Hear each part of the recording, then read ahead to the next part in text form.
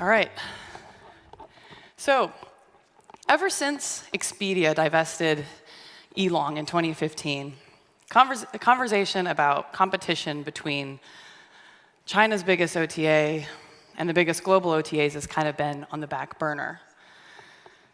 But now, Ctrip is almost on par with Expedia and Booking in terms of gross bookings. And with all of the growth still to come out of China and throughout Asia, these three are on some kind of collision course. So it's even more important right now to understand what are the dynamics at play in Ctrip's home market. You've probably heard a few things. It's not new to say mobile is massive.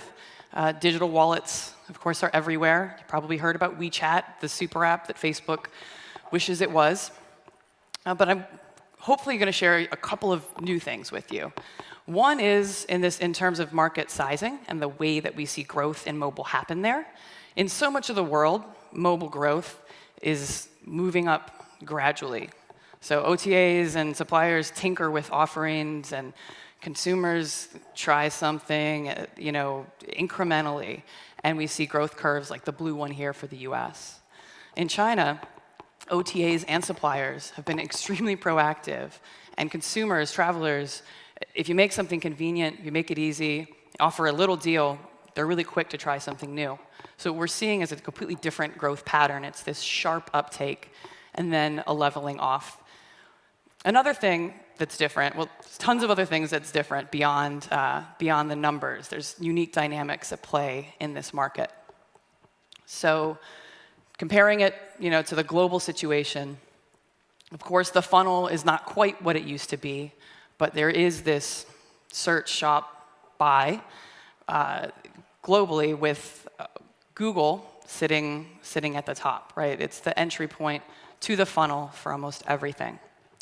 In China, it's a different story, because if you've heard that Baidu is the Google of China, that used to be true, but it really isn't anymore since the mobile internet has really taken over. Baidu's losing its grip on the top of the funnel. Marketing revenue growth has plummeted, and it just doesn't play that same gatekeeper role. And that has really interesting implications for how to execute in this market. So instead of Baidu, these are the biggest entry points.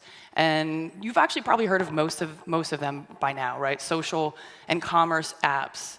But there are so many more out there. If you have a chance at lunch, ask a Chinese attendee about their favorite, the hottest news app or video sharing app or a fashion app. Let them show you something on their phone, because it's really changing really quickly. But Chinese consumers and travelers are using these apps as their starting point, more so than search. So this means that when we talk about the travel life cycle, anyone that's playing in travel has to be present at dream, search, shop, buy, experience, and share. So I've kind of broken them out into these different categories here, and they do play different roles. And there are apps that are more involved in transactions. There are apps that are more involved in inspiration. But absolutely everybody who's doing anything with travel, you got to be playing with this whole life cycle.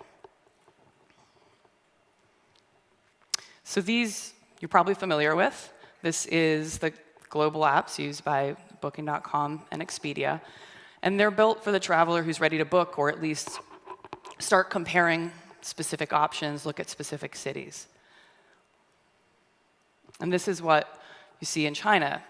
So it's built for the traveler that's ready to dream, search, shop, buy, experience, and share. The products are incredibly varied. We're going to go over them a little bit more deeply in a minute with Ctrip and Fliggy. Another thing about these apps, it's not just that there's so much there. They're also doing lots of things that Expedia and Booking are not in terms of functionality. Here, I open these apps in New York. I don't know if you can see the Statue of Liberty on the Fliggy app there. So it knows where I am. It's offering me contextual information. If I scroll down on Ctrip's app, I can look at restaurants nearby, and all kinds of recommendations, video, itineraries from other travelers. So it's contextual, it's local, and it's really rich. Another thing going on is location-specific push notifications. So everyone is trying to reach the traveler directly, and they're not doing it via email. When you arrive in a new city, if you have some Chinese travel apps on your phone, you will get notifications of maybe a hotel deal, local food recommendations, and Fliggy's sending out discounted flight tickets. Again, they're trying to really grab you at the top of the funnel, get you to open your app before the trip, during the trip, and maybe even where you live. So a lot of you probably remember the wave of itinerary and inspiration apps years ago that just pretty much just flamed out spectacularly in most of the world. It turned out these socially oriented apps looked really fun, but no one was looking for the Facebook of travel. It's a different story in China, in part because of the dynamics I just explained. Inspiration and itinerary apps are a vital part of the ecosystem. So the one you're looking at here is called Ma Feng Wo. And share itineraries, share photos, follow key opinion leaders. And the Ma Feng Wo app has 100 million monthly active users. That's about 10% of WeChat's. So that need for social content, and of course also its global push, was one of the drivers of this exit for Trip.com, the US-based social trip planning app that Ctrip acquired. So of course the question has been asked a lot over the last couple of days, outside of China, what happens if Amazon gets into travel? What if Google goes into bookings? I think I've addressed the Google in China, or the Google of China in China question with the first half. When it comes to Amazon, we already see the Amazon of China in travel, and we're going to talk to them in a little bit. So we've got both Alibaba and Meituan in the travel industry competing with Ctrip. The big players from outside of travel that are competing for flight, hotel, and package bookings. Still a lot smaller than Ctrip, but they have a lot going for them. They're on a ton of phones already. You don't need to use the Fliggy app. You can use the Taobao app, which people are already using for more everyday purchases to purchase travel. And Meituan has incredibly high-frequency users. They report also very young user base as well. Of course, the question is, can these guys execute in travel and create a travel brand and be top of mind when Chinese travelers are getting ready to plan trips? What is Ctrip doing vis-a-vis these two? I think some of the things that we've observed is both going after that entry-level traveler that Alibaba and Meituan have great access to, and that's one of the reasons behind the 7,000 retail stores that they've opened primarily in second and third tier cities, and really bringing customers on. A lot of first-time bookers are coming in through those stores. And hotel discounting is back in the market, but it is really focused at that budget category where Meituan is playing. At the same time, Ctrip has a very strong position and brand with experienced travelers. So they're also looking to build a moat around experienced travelers with all kinds of service offerings, staying ahead with some travel-specific products, and really playing to their DNA as a travel company first. So China's really developing on its own path, and I'm going to bring on two people who know a lot more about it than me to discuss further.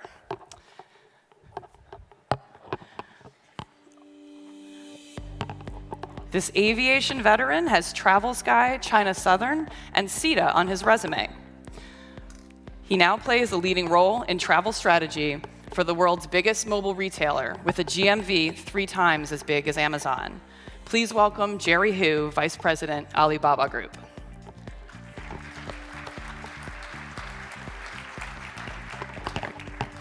She leads a team deeply involved in the daily operations, astounding growth, and global rebranding of the leading travel service provider in the world's second biggest travel market. Please welcome Ctrip's Chief Financial Officer, Cindy Wang.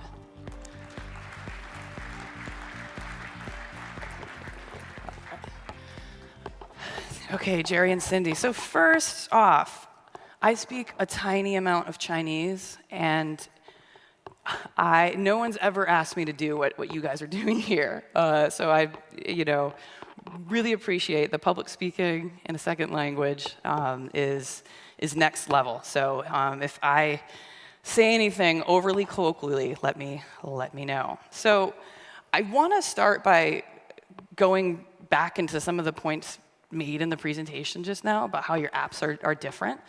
And I think we have some visuals of that. So when you think about the travel life cycle, there's a few places where you guys are present, and Booking and Expedia aren't really. Or we can just say the Western approach is not really. So if we can just break out a few of those and talk about what you're doing. So thinking about the dream stage, when travelers are just thinking about where do I want to go for that trip next October holiday. I think this is your app that we're looking at here. So what are some of the things that you're doing to address that with Fliggy? So can you show the live stream here or not? We're going to do that one later. Oh, okay, okay. It's Fliggy doing a lot in the dream phase and also experience and also for the customer review. So because Fliggy actually is, we are not an OTA. So we are just a part of the whole Alibaba ecosystem. So because for the people, actually, the travel is some kind of a need in the whole life, right? So our mission actually is how to satisfy our customers. So we don't want to just sell ticket, make money. So that is nothing. So we did a lot to give them a lot of idea, where you should go and help them to enjoy the fun. Okay, and you've got a live streaming capability, which we're going to try to look at later if the tech doesn't fail us, and that's key opinion leaders talking about their trips. Yeah, currently we have more than 6,000 KOL, and also we encourage the people to publish a lot of photos and their experience on Fliggy, and also because we are a huge ecosystem, so they also can publish on the Youku Todo. It's not only just Fliggy. Okay, so on other video sharing sites. Yes. Cindy, how would you describe Ctrip's approach to the dream phase of travel? Yeah, because we are, compared with Alibaba, it's a gigantic company, right? So we are very much focused in the travel and travel-related business. So therefore, we want to basically involve in every single step of the whole travel journey. Definitely dreaming or inspiration is a very important part of our business. We do have like a travel review site and a lot of user generation content in terms of the total number of reviews. So we probably is the largest in China. I'm talking about the travel related. So when we talk about travel reviews on an OTA, I think one of the biggest questions that comes up in any market is, don't people prefer to use a primary social network for that instead? So if I'm an American traveler, I'm posting about it on Instagram and Facebook. And if I'm a Chinese traveler, I just post that photo to WeChat. That's where all my friends are. So how do you get people to be involved in the ecosystem? Yeah, so we, yes, you are true that there's a lot of a social platform, including like the video company or short video company. So we recently had a very successful, I should call it marketing campaign together with Douyin, which is the most successful short video company in China. And the result is pretty successful. Okay, Douyin is another app you should ask Chinese attendees about at lunch. It's pretty cool. So let's move on to the in-destination experience slide. So you are both displaying and offering a lot of local content. And as I pointed out earlier, if I open when I open the app, it knows where I am, and it's serving me relevant content. So how is the purchasing of local content going? The purchasing local content? Yeah, booking of activities in destination. Is there a good uptake of that? Yeah, we will use LBS to identify where you are, and then we will provide the local content to you. And actually, we also leverage the customers' shopping behaviors to do the precision marketing and also to serve the better to our customers. So this is their shopping behavior elsewhere in the Alibaba family. Yeah, the ecosystem. Actually, Alibaba is we have about 30 independent business unit. Actually, we are on the one ecosystem. Like if you buy some kind of a bikini, we will know maybe you're supposed to go to some Iceland. So we will push some brochure or some good idea or some stories about this to you. And that we call that is grass planting. So we always try to plant the seed into the passenger's heart. So it's a tell story, and also we using different channel to approach the customer. And that's not necessarily through Fliggy. That can be on other apps. Of course. Okay. Of course, yeah. Cindy, I have a question about this. In terms of internationally, I can understand that with Ctrips, you've been around a long time. People know travelers know the brand. It's very popular with outbound travelers. Within China, domestically, for some of this in-destination content, you're competing them with Meituan, which is on more phones and used more frequently. So how do you execute within China? What are some of the things that you're doing to compete for local content with Meituan? Yeah, to some extent, we think we are addressing different user cases. For Meituan, because they are almost everywhere. They have like over 3,000, they enter into over 3,000 and maybe more cities, towns, and I think their core business is for the local activity and the food delivery business rather than travel. I think book a hotel, a typical customers that book a hotel room in Meituan is just among all the other options for the local activities. For example, having dinner with friends or do a foot massage, or you book a hotel to play mahjong, etc. But for Ctrip, we are very clear. We are the largest, and in terms of a product offering and comprehensiveness to address the travel demand, we definitely are a clear leader. So we are addressing different user cases. Okay, I think we can move on to the share slide. So just some of the capabilities I was trying to show with this screen grab on the left. If you look sort of the middle bottom of the screen, that is, I've done a screen grab with my phone, or I've taken a picture and hit share. Alibaba is built, so it's one of the options. Fliggy is built, so it's one of the options for me to automatically share my photo there. And on the right, with Ctrip, I'm inside of the Ctrip app, and I've done a screen grab, and Ctrip is that little dolphin pops up and asks me what I want to do with it. Share it on my other social networks, and I think it's rewarding me with there's a red packet I can get or maybe win if I share that. Is that what's going on there? Sorry, so if I share content from Ctrip out to my other social networks like WeChat, yeah, do you do some gamification so that I can earn money to spend on Ctrip for doing that? Oh yeah, we have a different marketing campaigns or cooperation with a lot of more like social platform, including WeChat or the Douyin, which I mentioned. Okay, and then to leverage a huge traffic coming from those bigger platform on the social. So the last thing I wanted to share was actually a slide that I already had that I had in my presentation, but these push notifications, are these effective? Are Chinese travelers engaging with push notifications and receptive to that?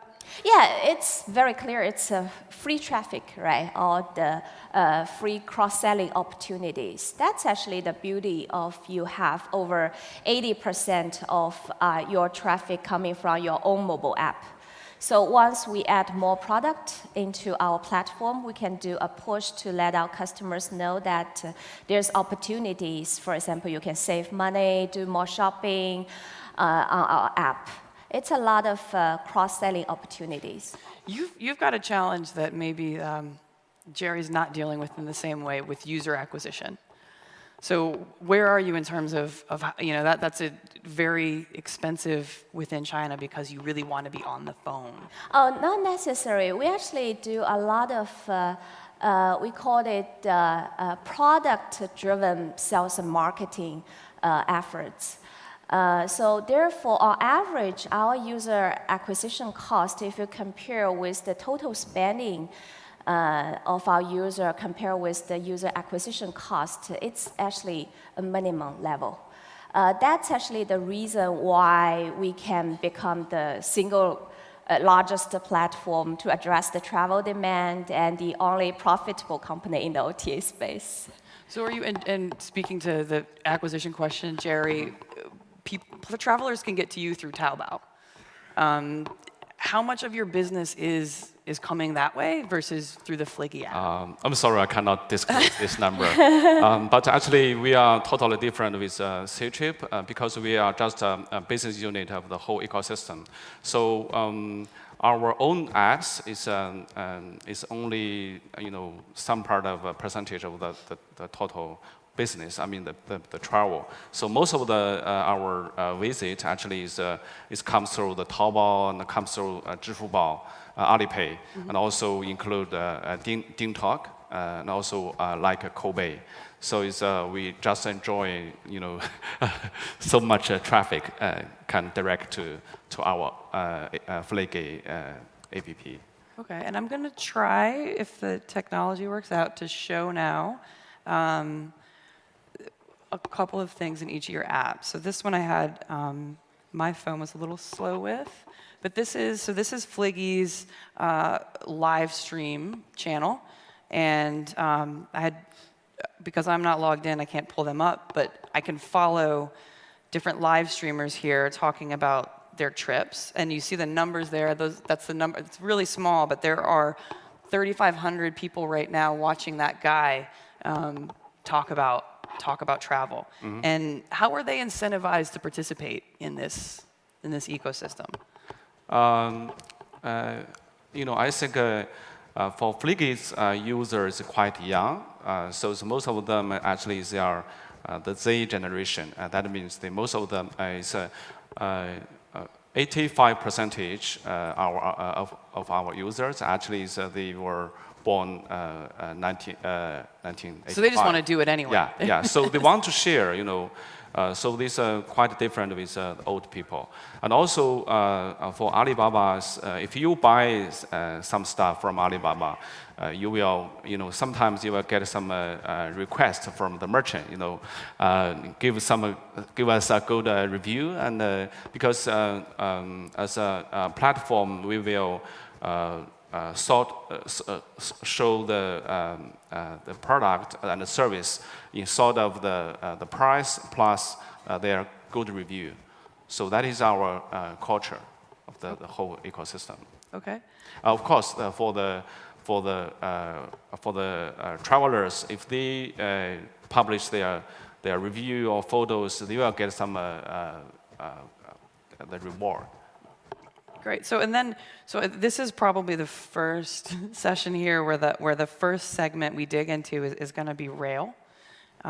It's huge in China and still growing fast. The high-speed network is great. It competes with air, and it's a mode of travel that everyone takes, right? There's, from farmers to tech executives like yourself are taking the trains. And unfortunately, there's not money really in reselling yet.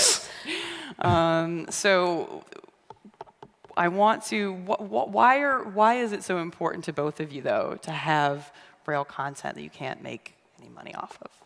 Yeah, of course, high-speed railway, thanks to the heavy investment that the country made into building the very extensive high-speed railway network in China. Actually, Ctrip is, we do benefit from it because you probably won't see an industry that the industry can grow like over 20% a year thanks to the heavy investment and from the government, right? And of course, it's very convenient, and what we observed is more and more our customers, they use high-speed railway. To some extent, it's a competition between air and the high-speed railway. But of course, as a travel app, we provide all the options for our users. Once our user need it, we will have it.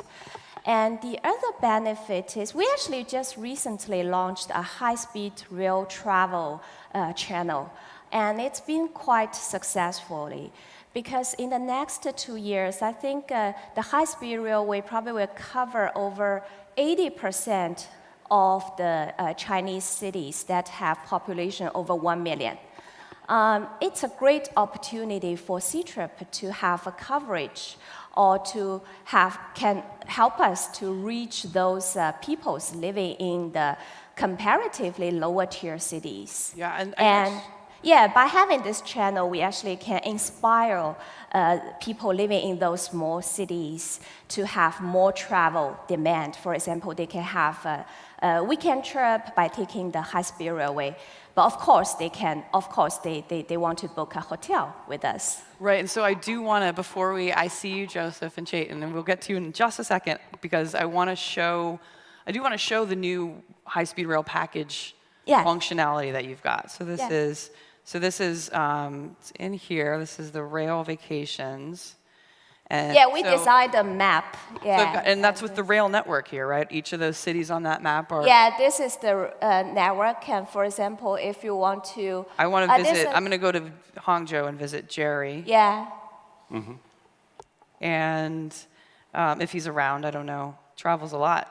Yeah. It just takes you like 45 minutes from Shanghai to Hangzhou. So I click on that, and I've got hotel bookings, local attractions, some different packages, and then down at the bottom, I can make a purchase. I can make a purchase of a rail, hotel, or ticket. So, in most cases, actually, if you book a hotel together with the high-speed railway, you will get like at least a 10% discount on the hotel. So you're using it to upsell all these other products that you've got. Yeah. Oh, all right, gentlemen. Ctrip did a very good job, I think. But for Alibaba, we have a little bit different stories. Actually, the first one is just, as I mentioned, Fliggy's mission is to satisfy our members' need. So it's for high-speed train system, it developed very well in China. You just imagine for the train can run at 350 kilometers per hour. So it's very convenient to get somewhere. So there is a huge customer demand, so we have to meet their demand. The second one, everybody knows that in the internet world, there's the high frequency beat low frequency. So for high-speed trains, there's around 3 billion people every year to take a high-speed train. So compare only 400 million air tickets. So that is a typical high-frequency activities. Of course, we have to do that. It doesn't matter, make money or not. Right? Oh, you don't have to make money. That's great. Alibaba have good enough product to make for the third one, of course, we and will subsidize do some cross-sell, upsell, from our high-speed trains. Like when you search the high-speed train, we also will display the lowest airfare there. Okay, so you can compare. Great. So they can compare. Move on from rail and hear Joseph's question. Hi, Jerry. This will not be a very tough question to you. As we know, 3 days ago, we have a November 11th, which is called Double 11 Online Shopping Festival in China, which is the most important online shopping festival, in China, maybe probably in the world. But you have pre-sold a lot of travel product at extremely low price, $100 from US to China or whatever.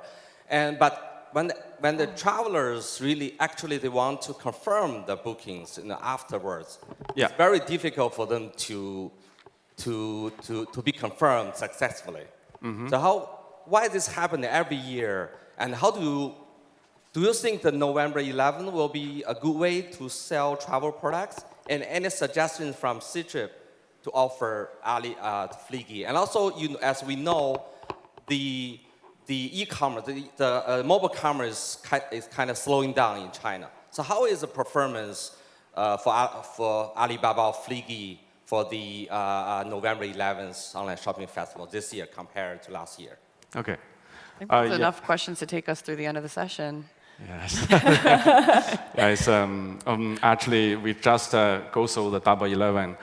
Double 11 is not only a travel business, it's actually a global online shopping festival. So we just made it's a pretty good record this year. We can find out there are about 10 countries, 10 destinations. Their growth is over 200% to 26 times compared last year. The numbers are always alarming coming out of Double 11, but it sounds like there's a bit of a problem on the back end with getting everything. Yeah, for the total GMV for the whole Alibaba is reached over 30 billion, actually 30.8 billion US dollars for just in for 24 hours. Yeah, for one day. So of course there's a lot of pre-sale packages. For every year there's quite difficult, for the people to confirm their pre-sale booking. But we are platforms. So the packages actually is provided by our merchants, like the airlines, the tour operators. So for every year, we will take a lot of time to have our customer to coordinate with our merchants to just make sure their bookings. Okay. Yeah. So a question for Cindy. When Priceline invested in Ctrip, you were at that time, I think, still working really hard to build out the global supply of hotel and of air, and it was this very logical, cooperative relationship.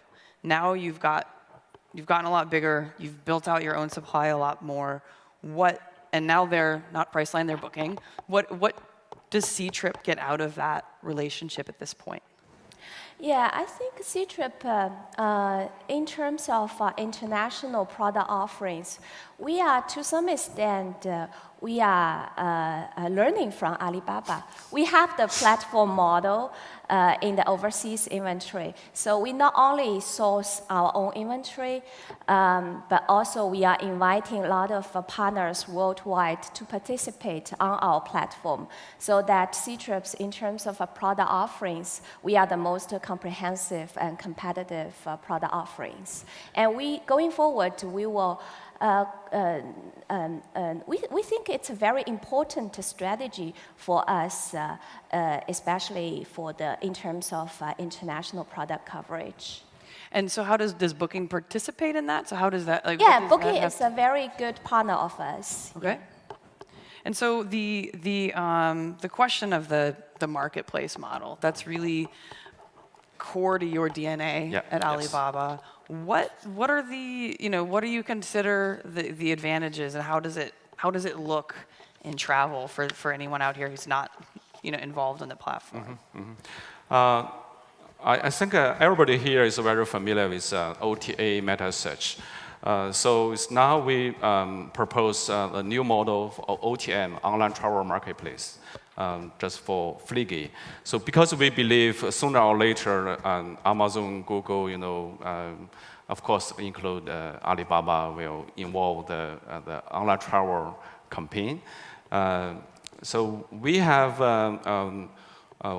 very good advantage because this is a win-win-win solutions. For merchant, they win because marketplace model can help them direct sell more efficient. For the customers, they can win because we don't need to make money to sell a lot of bundle. Make money, this guy. Yeah. But so Cindy, you're adapting more of that into your model, more of the marketplace approach? Oh, yeah. Internally, we also developed a lot of technologies and tools to empower our partners, global partners, to better participate on our platform so that I think our customers, our partners, and definitely Ctrip definitely will win. Okay. All of us will win from this business model. All right. Thank you very much, ladies and gentlemen, Cindy Wong and Jerry Hu.